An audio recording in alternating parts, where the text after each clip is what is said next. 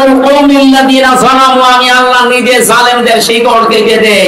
আল্লাহ কেটে দিয়েছে, এর বাস্তব প্রমাণ এই বাংলাদেশ। কোন জালেমের এখন ক্ষমতা আছে মাথা ছাড়া দিয়ে ওঠা? শয়তান শয়তানি করার জায়গা পাচ্ছে না, মাঝে মাঝে ওই দেশ থেকে কল রেকর্ড ফাঁস করছে, মনে করছে দেশের মানুষ বোকা, কিছু বোঝে না। আরে ভাই, নিজে কল করে একজনকে দিয়ে, নিজে রেকর্ড করে, নিজে আবার কথাবার্তা ওগুলো মানুষের কাছে পাঠায়। এই ধান্দাবাজি, এই প্রতারণা কিন্তু এদেশের মানুষ বুঝে ফেলেছে। আপনি যার সাথে মোবাইলে কথা বলছেন, কোন নাম করা মানুষের সাথে তো কথা বলতে দেখি না।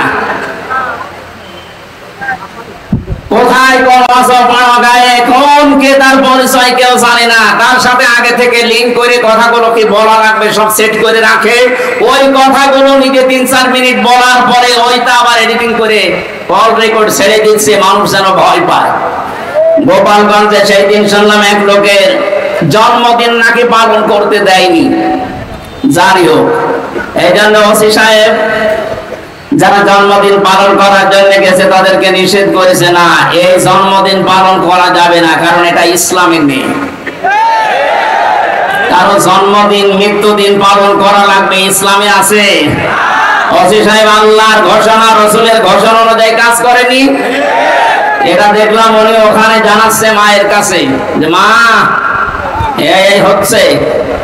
উনি ওখান থেকে বুদ্ধি দিচ্ছে, ওসি সাহেবের নাম লিস্ট করে রাখো, আমি যদি কোনোদিন আসি ওকে আমি দেখে নেব, তুমি আসো। বড় আশা করে আছে যে উনি চট করে ঢুকে পড়বে আর দেশের মানুষ ফট করে আয়না ঘরে ঢুকিয়ে দেবে। আর যতটুকু বিশ্বাস, এই দেশের 18 কোটি মানুষ যদি ওনাকে মাফ করে দেয়, ব্যারিস্টার আরমানের বউ জীবনও মাফ করবে না। আমার ওই ছোট মেয়ে ফারিহা জান্নাতও মাফ করবে না। কোন অপরাধ ছিল? আমার তো কয়েকদিন আগে দেখলাম মামলাগুলো সব খালাস করে দিয়েছে। তার মানে বিচারক কর্তৃক, আদালত কর্তৃক প্রমাণিত যে আমার কোনো দোষ নেই, যে মামলা দিয়েছিল আমি নির্দোষ। আমি চাই এই দেশে যে মানুষগুলোকে দিয়ে জুলুম করানো হয়েছে, মামলার আয়ু থেকে শুরু করে একেবারে ওই পালানো পর্যন্ত, যারাই জড়িত ছিল, এই দেশের 1 লাখের উপরে মানুষ এখন জেলখানায়, তার 100 জনের 70 জনই কিছু জানে না, আন্দাজে জেল খাটতেছে। যারা 2 বছর 5 বছর 10 বছর পরে নিরপরাধ প্রমাণ হয় যে কোনো দোষ নেই, তখন ছেড়ে দেওয়া লাগে। সুতরাং এই মানুষগুলো আমি চাই যারা এই জুলুমের সাথে জড়িত, একটা মানুষকে জেলে দিলে তার পরিবারে সব ধ্বংস হয়ে যায়। আমার 2টা মেয়ের খোঁজ 3 বছরে কে নিয়েছে? আমার ম্যাডামের, আমার মা বাবার। প্রত্যেক মাসে মাসে তো মামলা তুলতে আছে, 33 বারের উপরে আমার মামলা তুলেছে, তো জামিন দেয়নি। অথচ সেই বিচারক এই কয়েকদিন আগে পুরাটা খালাস করে দিয়েছে। মামলাটা হাতে নিয়ে আমার সামনে তো চেয়েছিলাম আমি, আমার বলছে যে এ কি বিচার করবে, এর ভেতরে কোনো মাল নেই, যা। আমি বলতেও গেলাম যে স্যার মাননীয় আদালত, এই মামলা তো 3 বছর আপনার হাতে ছিল, তখন তো বলেননি, এখন বলছেন কোনো মাল নেই, কি দেখে বিচার করব? সব ফেলে দিলেন। এই 3 বছর আগে যদি এরকম টান মেরে ফেলে দিতেন তাহলে তো আমার 3 বছর ছেলে থাকা লাগে না। এইটাই বলতো যে হুজুর আমার কিছু করার নেই, উপরের নির্দেশ, হাত বাঁধা ছিল। কথা বলে না কেন? এরকম হাত বাঁধা কি শুধু এই বিচারকের ছিল?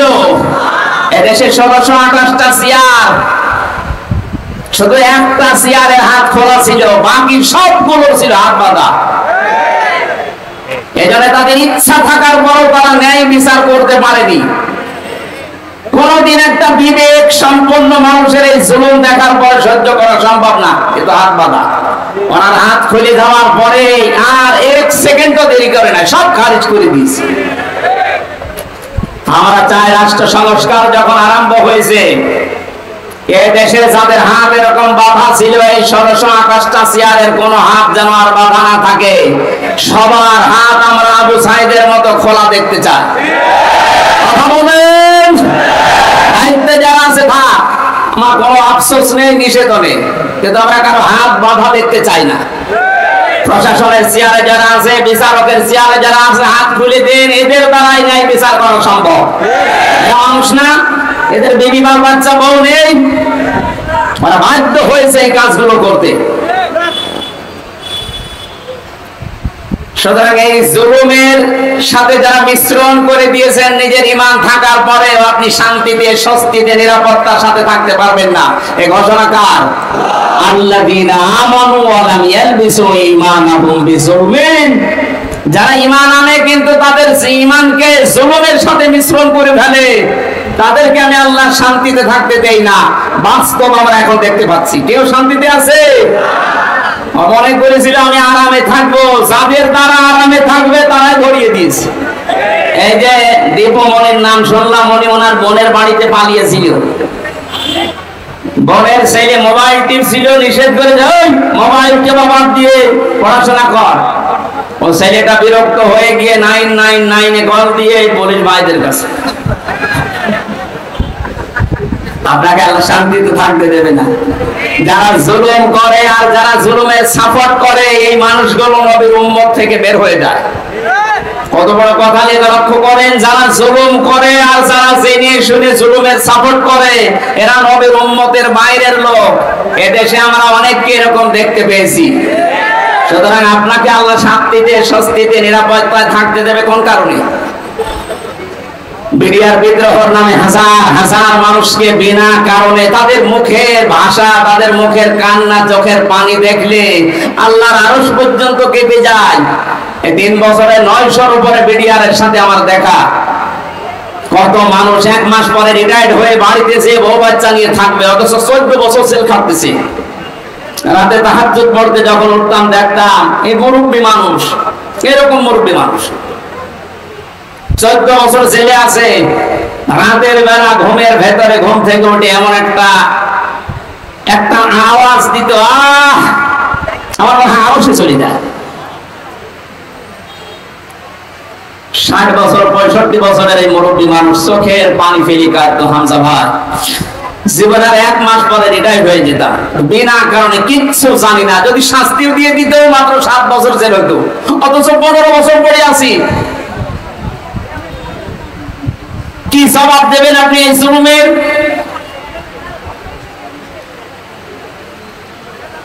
জালেম এই শব্দটা শুনলে আমার ভয় লাগে, কারণ জালেমরা হামজা টার্গেট না। আমির জামাত ডাক্তার শফিকুর রহমান ঘোষণা দিয়েছেন আমরা মাফ করে দিলাম, কিন্তু ভিকটিম যারা জুলুমের শিকার, তারা যদি কিছু করে আমরা কিছু বলতে পারবো না, কারণ তারা এই জালেমরা আল্লাহর মামলার আসামি। জালেমরা মামলার আসামি কার? এটা তো আমি বানালাম নাকি? সূরা শুরা 42 নম্বর আয়াত, 25 নম্বর পারা, 6 নম্বর পৃষ্ঠার 13 নম্বর লাইনে আছে। আমি যত তাফসীর পড়েছি বিশ্ববিদ্যালয়ে থাকাকালীন, সব মুফাসসির আয়াতের ব্যাপারে একমত। খুব ভালো করে শুনেন, ইন্নামাস সাবিলু আলাল্লাযীনা ইয়াযলিমুনান নাস। অবশ্যই আমি আল্লাহ মামলা দায়ের করব। এই এদিকে তাকান, অবশ্যই আমি আল্লাহ মামলা দায়ের করব তাদের বিরুদ্ধে যারা মানুষ হয়ে মানুষের উপরে জুলুম করেছে। এই আয়াতটা বাংলাদেশের সাথে মিলান, আমার তো মনে হয় অনেকের জীবনে এটা মিলে যাচ্ছে। কোন কারণে কিচ্ছু জানে না, লোকটা ঘুমিয়ে আছে ঘরে, ঘুম থেকে উঠে যাচ্ছে জেলখানায়, কি গো তুই গাছ কেটেছিস, অথচ গাছ কাটা কি ও কিছুই জানে না। এরকম মিথ্যা মামলা দেশে ছিল না? আরো আসতে বলেন। এই বিষয়গুলো আমি নিজে জানতাম না, জেলখানায় 3টা বছরে ধাপে ধাপে দেখেছি, তাই বলছি। বললাম না 100 জনের 70 জন মানুষ অন্তত কিছু জানে না। জেলে ঘুমিয়ে আছে, পরের দিন আবার ঘুম ভাঙার পরে কোথায় গো? বাড়িতে। কেন? কিছু জানে না। মাঝখান থেকে পরিবারের কাছ থেকে 1.5-2 লাখ টাকা নিয়ে আল্লাহর ওলি জামিন করিয়ে দিয়েছে। এই জুলুমের শেষ কোথায়? আপনি কি জবাব দেবেন আল্লাহর কাছে? এখানে জালেমদের কোন সম্পদ আল্লাহ দুনিয়ায় কাজে লাগাতে দেয় না, তার বাস্তব প্রমাণে দরবেশ। কত টাকার মালিক ছিল আপনি হিসাব করতে পারেন? কি হয়েছে তার টাকাগুলো? এখন শানের উপরে ঘুমানো লাগে। আমাদের যেখানে রেখেছে 3টা বছরে এই মাটির উপরে শানের উপরে এখন তার ওই জায়গায় থাকা লাগছে। কি হচ্ছে তার ওই অর্থ সম্পদ গুলো, এই টাকাগুলো কোন কাজে আসতেছে? এখন তাদের যে চরিত্রের বর্ণনা বের হচ্ছে, শয়তান পর্যন্ত আশ্চর্য হয়ে যাচ্ছে যে দরবেশের চরিত্র এত নিম্ন।